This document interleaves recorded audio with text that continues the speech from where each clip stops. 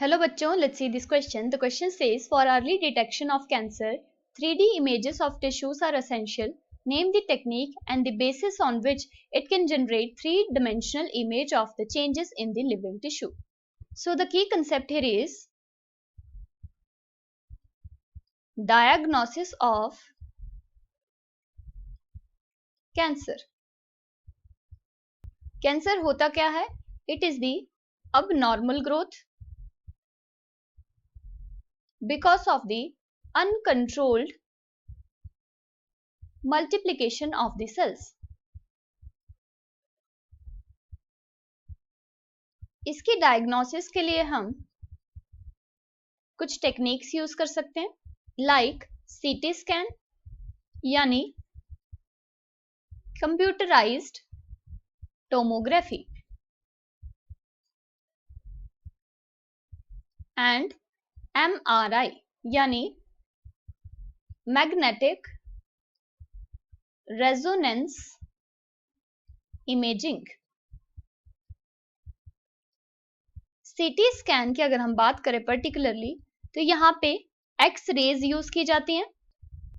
X raise को हम body पे डिफरेंट एंगल से डालते हैं, जिसकी वजह से स्लाइसेस ऑफ इमेज बन जाती हैं जो कि 2 डायमेंशनल होती हैं। इन इमेजेस को हम कहते हैं टोमोग्राफिक इमेजेस। इसके बाद हम इन टोमोग्राफिक इमेजेस को कंप्यूटर का यूज करके इनकी स्टैकिंग कर देते हैं, इन्हें स्टैक्स में अरेंज कर देते हैं, जिसकी वजह से एक 3D इमेज आ जाती है यानी 3 डायमेंशनल इमेज। इस 3D इमेज को देख के हम ट्यूमर या फिर किसी एबनॉर्मलिटी का पता कर सकते हैं। सो क्वेश्चन में पूछा है, for early detection of cancer 3D images of tissues are essential. Name the technique and basis on which it can generate 3-dimensional image of changes in the living tissue. So the final answer here is, that is the name of the technique is CT scan यानी computerized tomography।